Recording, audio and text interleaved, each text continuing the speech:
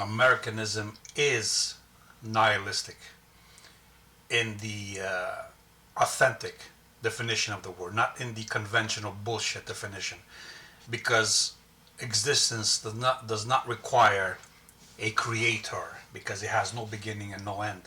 It does not require universal meaning. It does not require universal morality. It exists without morality. It exists beyond good and evil. It doesn't give a shit about life. Its goal is not life. It doesn't care about life. Life emerges within it for certain reasons, but that's not it doesn't have an intent. So life is not its intent. So it does not have good versus evil in the sense of whatever benefits life is good and whatever does not is evil. So Americanism is nihilistic in that its ideology, its underlying logic contradicts existence. And if it were to be real, it would nullify existence. But luckily, it is not real. It's just theoretical.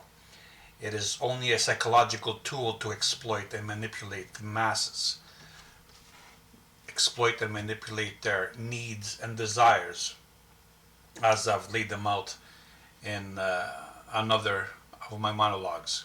So Americanism is nihilistic, and I will go through its basic principles. Here are Americanism's basic principles as I've thought about them. And if there's more, you guys can add more to it. Basic tenets of Americanism shaping its ideal citizen, Homo Americanus. Number one, open markets, free flow of goods and services, i.e., globalism. All is reduced to a product to be sold and purchased on the markets, including identity, including gender, love, culture, etc. No divisive boundaries will be tolerated because they are bad for business. All will be reduced to a product or a service, a social construct, in other words. Number two, open borders. That's Popper's open society dogma. Free flow of human resources, an end of ethnicity and nationalism. Humans are another product to be sold on the open markets, modern wage slavery. Nothing to prevent mixing and synthesizing, i.e., diluting, disarming, will be tolerated. Every aspect of human nature will be reduced to an abstraction, an ideal, a platonic ideal. Number three, individualism, ego-centered, subjective, promoting and prescribing a type of man entirely void of a past, exceeding the moment of his birth, i.e., lacking a genetically inherited identity. In other words, nature. That's why human nature is denied. Man is a tabula rasa, entirely a product of nurturing, socioeconomically determined, a resource, a product of ongoing socioeconomic supply-demand dynamics, entirely malleable, in other words, fabricated, subjective and subjected to the effects of intersubjective socioeconomic environments, i.e., a modern civilization with no dominant culture. That's why America has no culture. It has a pop culture, a pop cycled culture. Individuals will be evaluated by their socioeconomic performances. This is what they call their merit, relative to the supply-demand of market dynamics, vis-a-vis consuming, producing, measured monetarily via their marketability, their popularity, in other words. A man's utility, his marketability, will be determined by his market value. Number four, messianism, freedom, replacing salvation myths via a messianic icon idol which has been abstracted into credit codes. Example, money, implying a liberation from the past, from inheritance, a liberation from physical identifiers vis-a-vis liberated from natural identifiers, genetic markers. The tangible, the physical, liberated from the body as the manifestation of the past made present, compensating for the loss of a past with the promise of an imminent techno-utopian future, replacing paradise with its allusions to a beyond space-time eternal bliss. Futurism, in other words. A multifariously singular one God replaced by the conception of a diversified one humanity. Humanity becomes God, and God becomes humanity. In other words, collective humanity becomes the one God. God, creator of oneness, is replaced by universal order, by absolute universal order, manifesting individuated creations of its singularity, an extension of its divine will.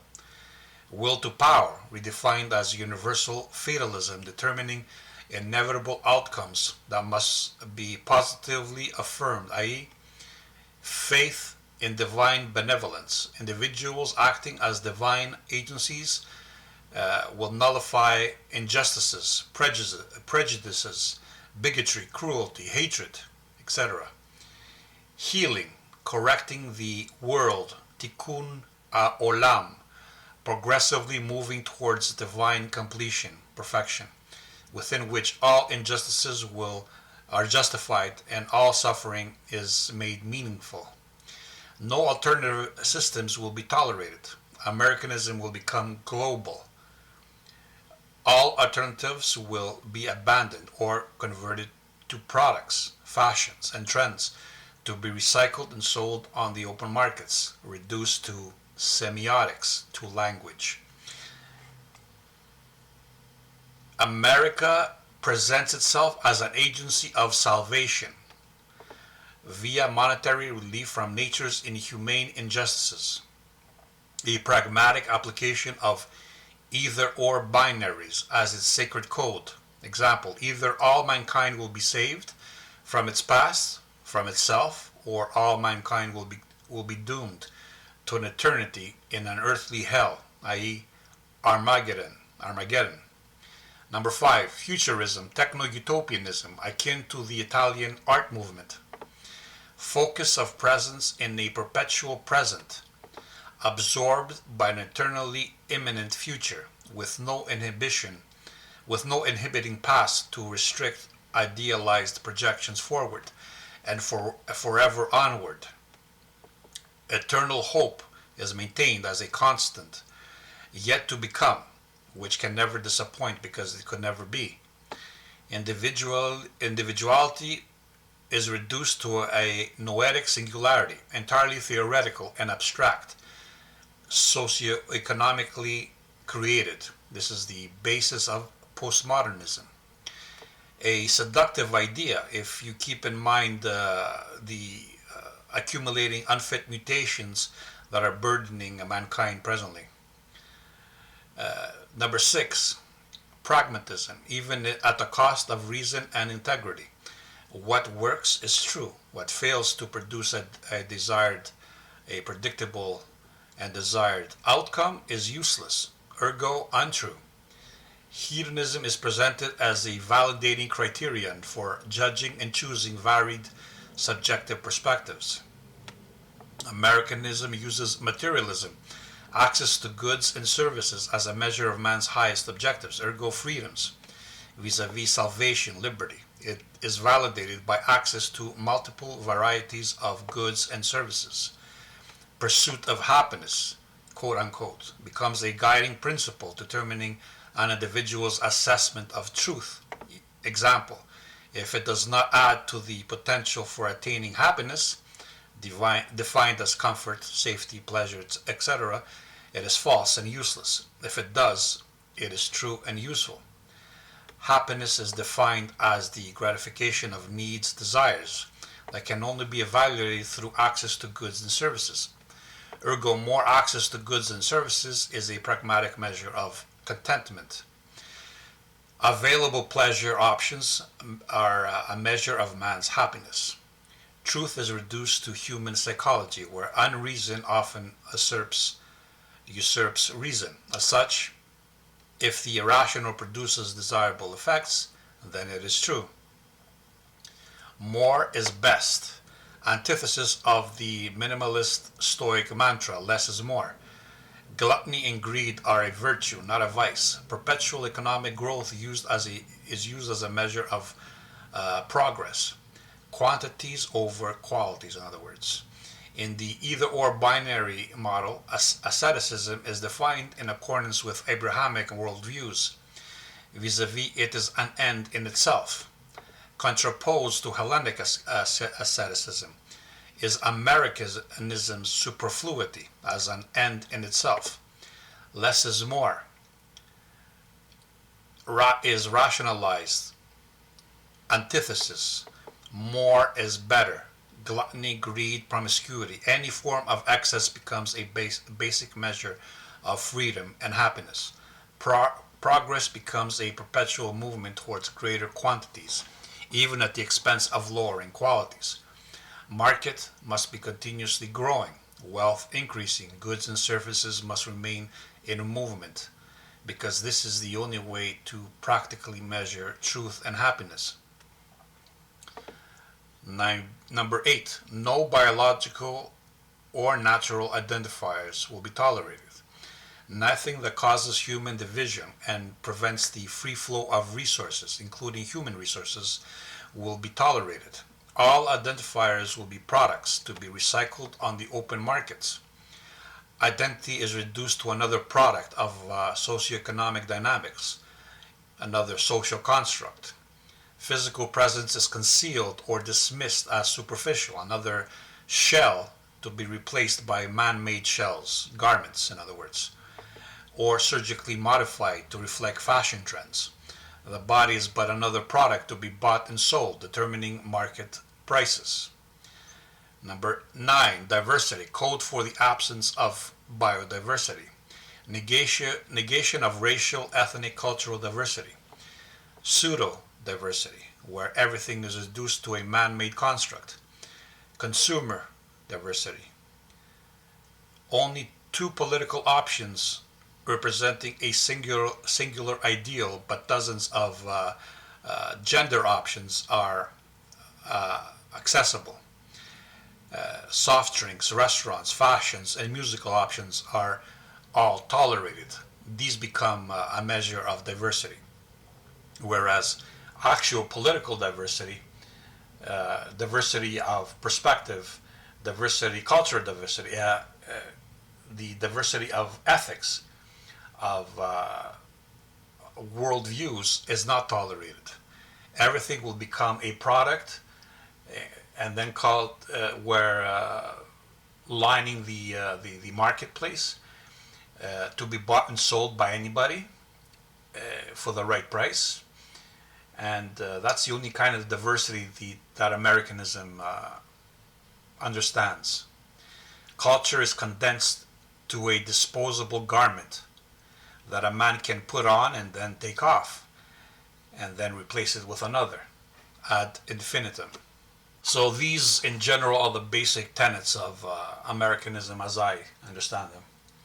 And we see that even in Americanism, there is no division between church and state, because the church has been absorbed by the state. It has become part of Americanism.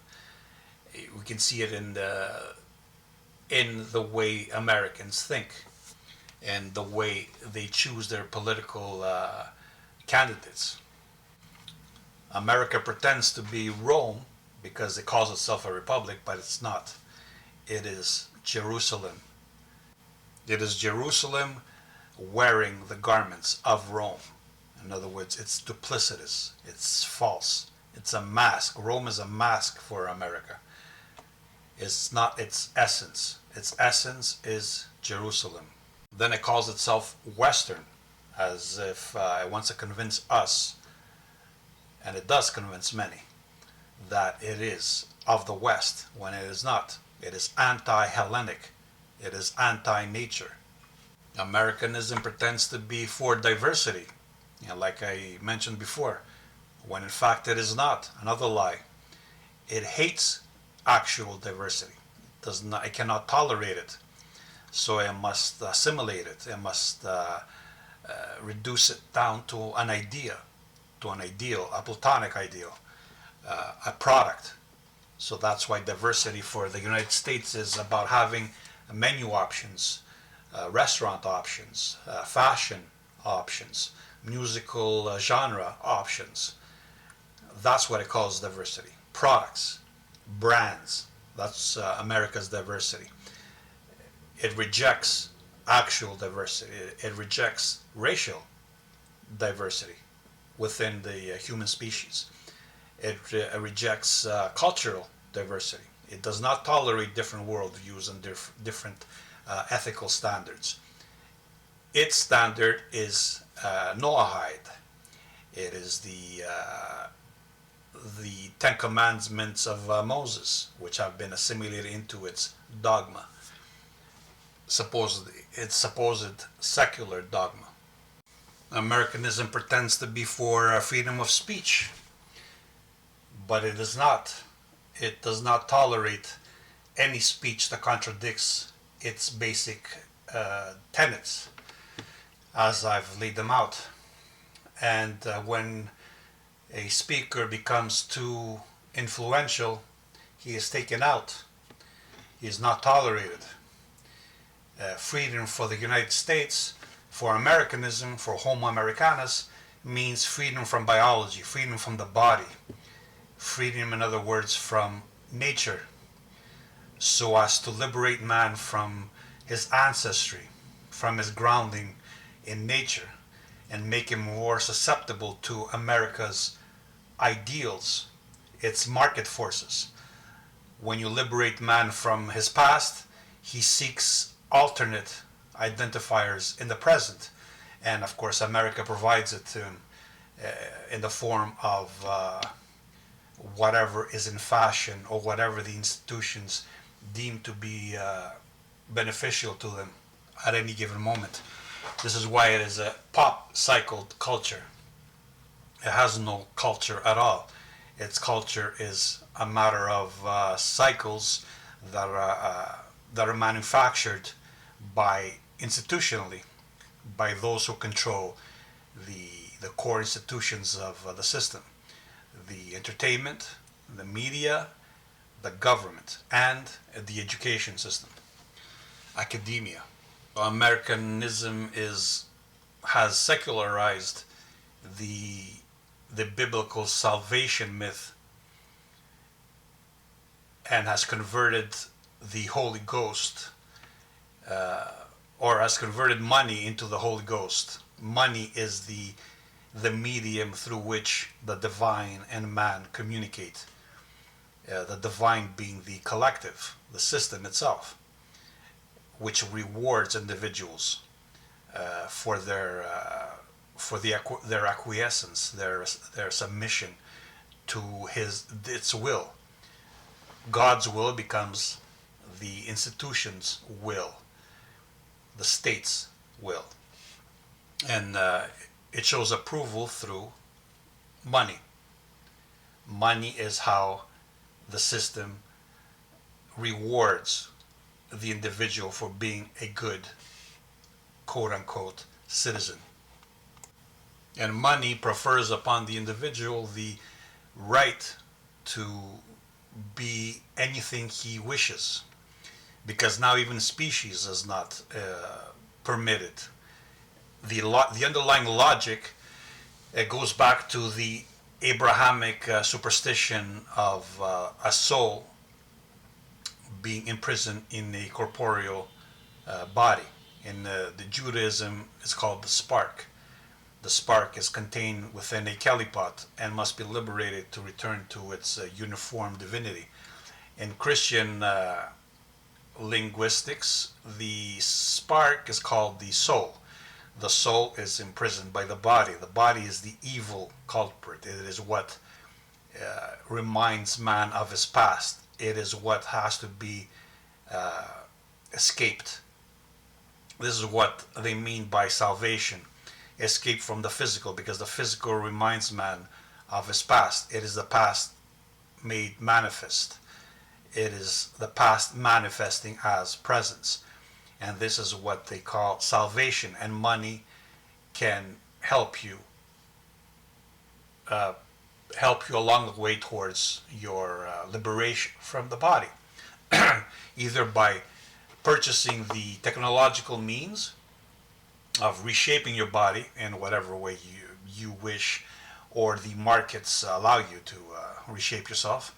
This is what is called the self-made man, the man who reshapes himself, who remakes himself without being limited by his past, in other words, by his body.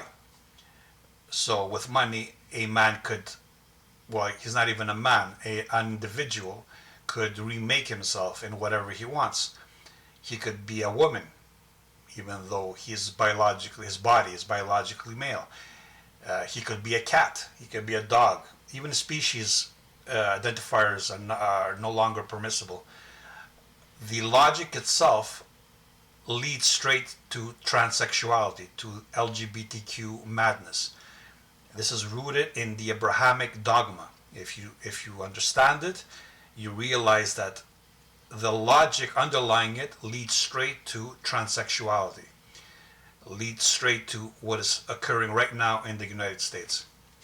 The United States promotes the myth that you can't judge a book by its cover, or in other words, you can't judge somebody by how they look, their body. This is in alignment with the Abrahamic myth. Because men now become individual sparks, spirits with no gender, with no sex, with no ethnicity, with no race, uniform in all aspects, because the spirit is uniform. All are equal under God. In other words, all are equal under humanity, under the state. You can't judge a book by its cover because a book is a construct. It is manufactured, whereas the body is not manufactured, but they want to equate it to the same thing, to a product. Like a bottle of Coke can be manufactured. It can be manufactured to look in any way.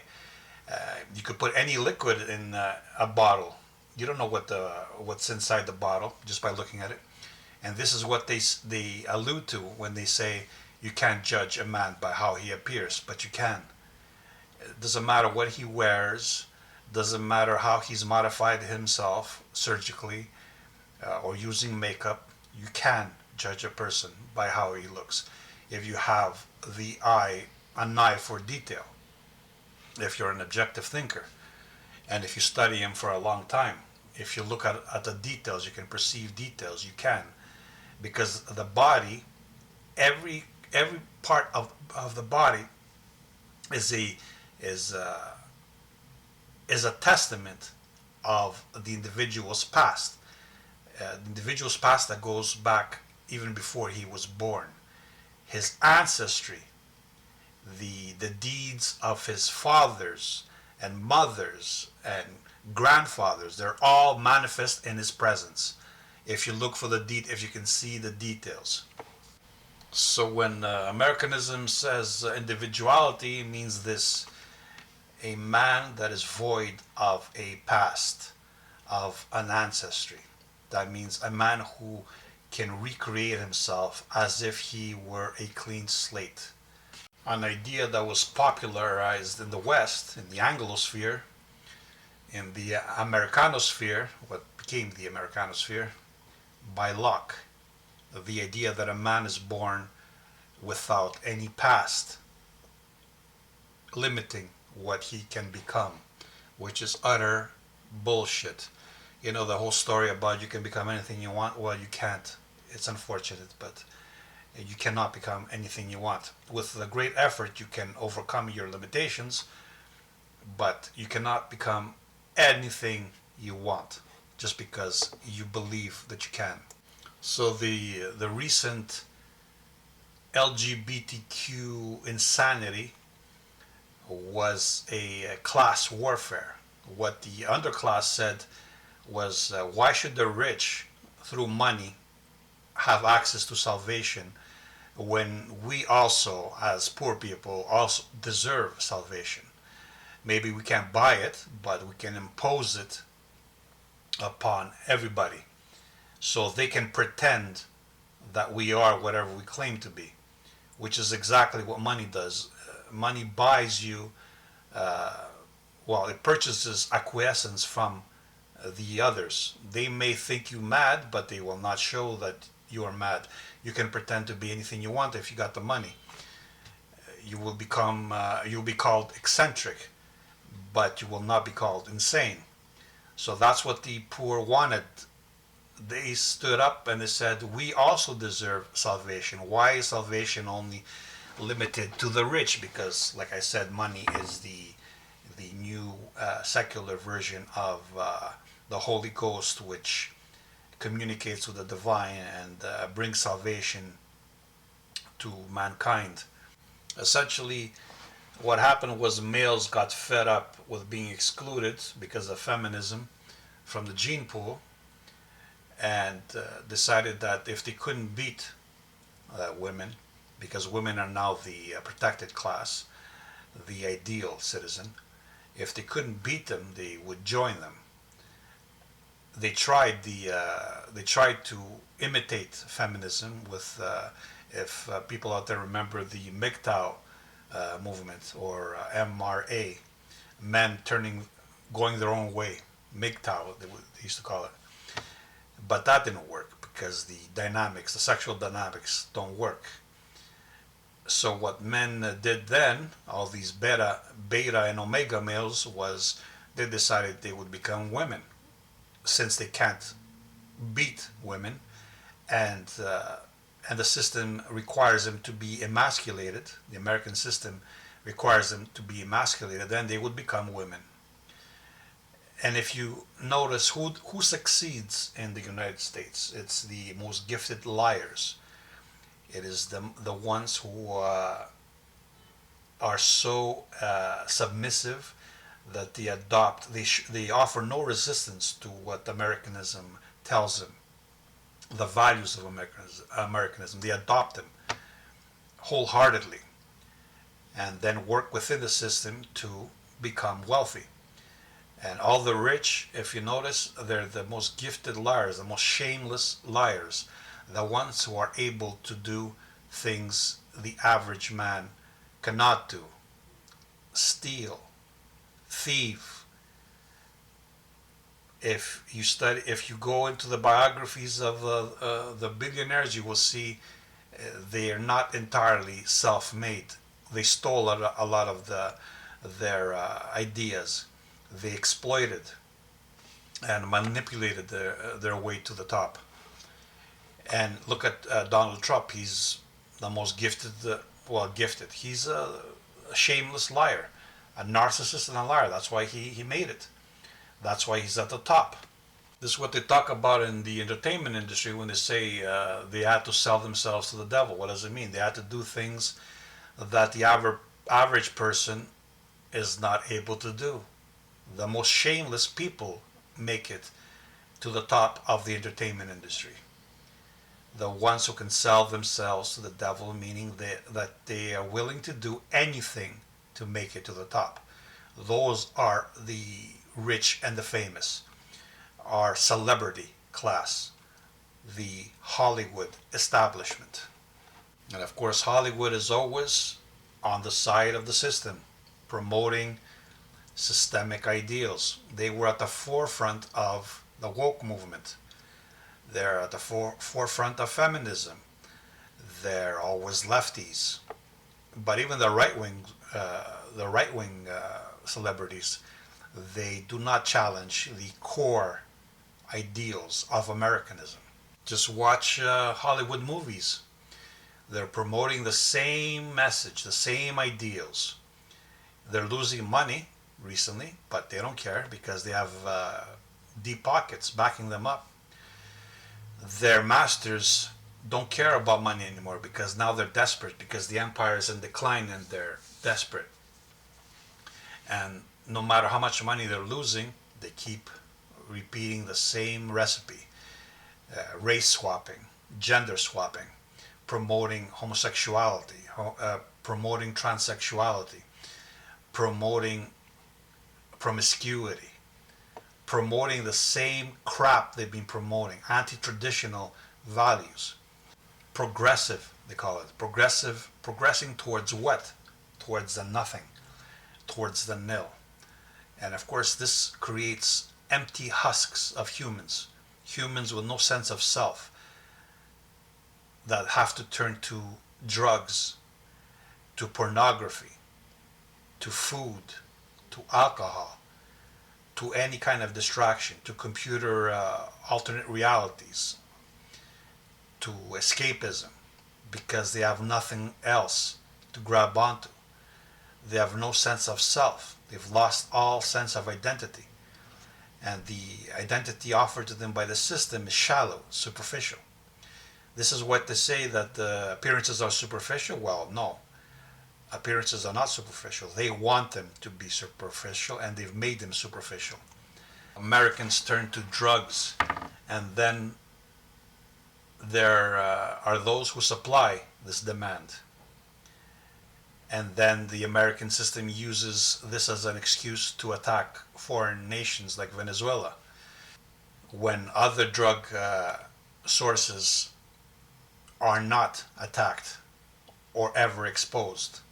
So American nihilism creates the environment in which humans, these individual humans with no families, with no sense of identity, look for relief in chemicals,